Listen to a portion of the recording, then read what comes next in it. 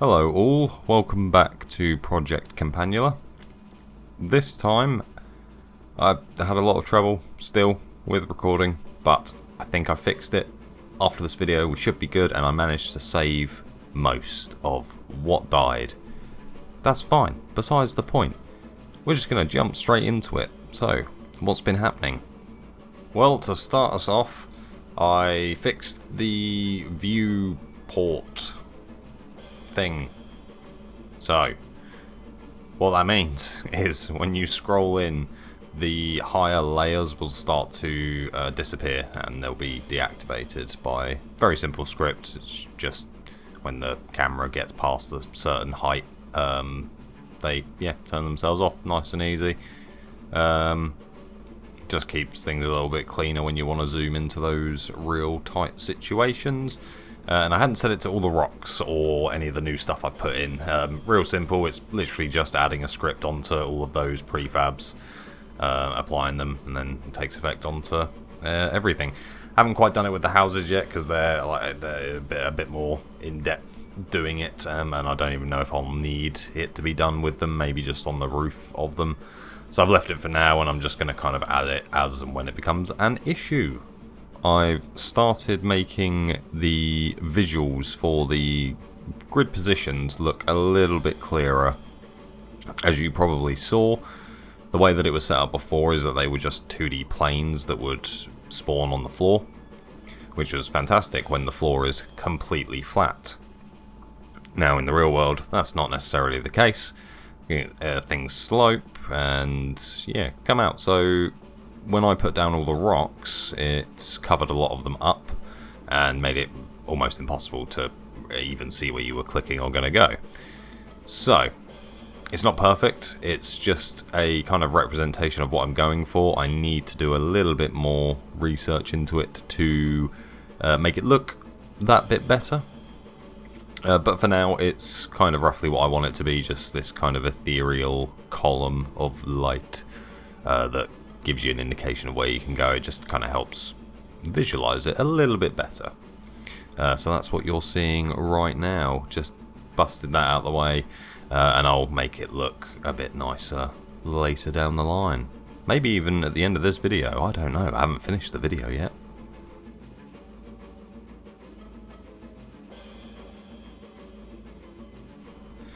Alright, so now we're going to do something a little bit more code heavy. I'm going to start trying to implement the grapple hook action, as I've called it for now. The concept of this action will eventually be something to the effect of it will kind of replace cover for, like in the original XCOM, if you go behind cover you get a defense boost. The enemies are less likely to hit you, their to hit percentage goes down. But instead of you being behind cover, I'm going to have some sort of modifier for the enemies to hit the players. And if they're hovering, sort of hovering, or using their grappling hook, using this action, they'll have a defense boost. And, they'll potentially get a better boost if they're grappling near a wall rather than just kind of like suspended out in the open. I don't know exactly how that's going to work yet, but the general idea of this is that you kind of activate it. Instead of walking on the floor, your character is now airborne, and they'll get more movement, harder to hit, that sort of thing. I will need to do a little bit of thinking, potentially balance-wise, with how that's going to work with moving on the floor. Like, if you can do this, what's the point in even moving on the floor? Like, do I just remove that option entirely? Or do I make walking on the ground a situational thing that will be better in certain cases than in others? Don't know exactly yet, but we're going to implement this. I get a little bit into it and trying to figure out what grid positions are valid where the character can do this action. I'm setting it initially to be just the squares around the character and the square that the character is on. But as I was going through this, I did realise I don't think I actually spoke about part of the enemy's implementation. So now, whereas or before, sorry, where the enemy would be the same as a player unit, they would take up one square on the field. Now the enemies can take up multiple squares. At the moment, the enemy I've got on will only take up his middle square, his main square, and then all of the squares around it. I'll try and show that in this little clip here. So hopefully that kind of makes sense. Right, back to the grapple hook. So, I start to work on the visuals so that the player and the game will know exactly where you can grapple to. Now the idea of this action at the moment is it's kind of more like a toggle. You activate it or deactivate it, and you get a little bit of bonus movement in there just to throw in for good measure. But the idea is you click this button, your character will then be suspended, or you click it again and the player will not be suspended, giving them the option to either walk on the ground or to swing around. This did take me a bit longer than I wanted it to. As you can see, I couldn't quite get the game to detect where you could and couldn't go initially. This might be useful in the future. I may come back to this, but for right now what I need it for is just on the level that the player's on, and at the moment it goes both ways, up and down. So a little bit more code later and it's fixed. Kind of. It's good enough. That's kind of all I need, you know, giving that extra diagonal movement. I can deal with that later. I just need to get it rolling, as it were. I'll come back and perfect it later.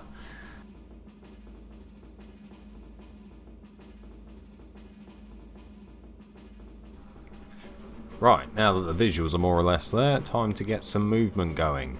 So, some more code later. Always fun. I've done this. Let's see how it goes. What the what? Why are they doing that? This one stumped me. With what I had changed, which it would be a bit dull to explain, I think, but with what I changed, it doesn't make any sense that that should be the outcome. But it was, and I'm amazed. I then realised exactly why that happened, and I fixed it.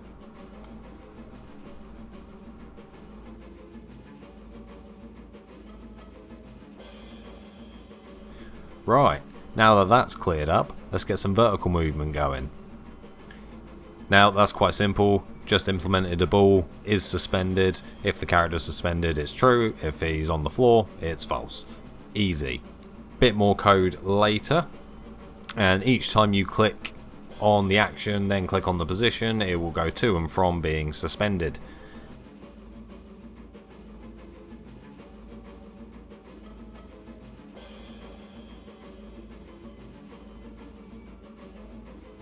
So the last call of order, for this video at least, is getting the movement involved. So, obviously you're not going to spend your whole time going up and down the whole game, you know?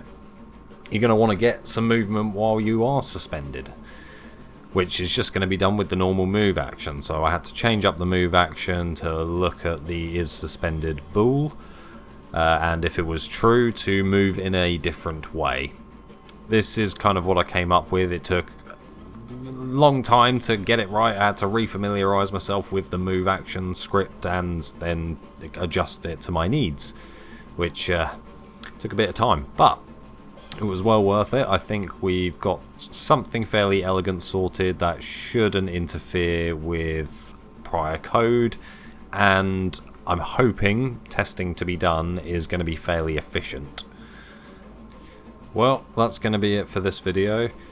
Thank you so much for watching. If you got this far, please leave a like. Feel free to subscribe if you want to see more on where this game goes. I feel like it is worth pointing out because I didn't really mention. Obviously, a lot of what you're seeing here is placeholder, including the animations. Obviously, at the moment, they just kind of walk through the air. That won't be the case. They will get a swing.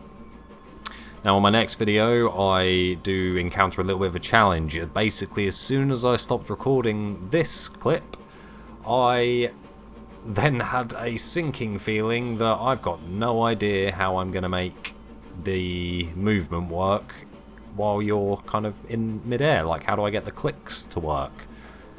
But I think I've come up with a fairly elegant solution to it that will hopefully be in the next video.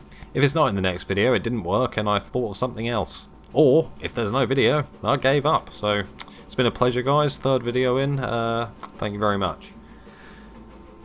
I would also like to make a quick thank you to the people that have subscribed. At this current moment in time, it is 10 people. That's amazing. Thank you so much.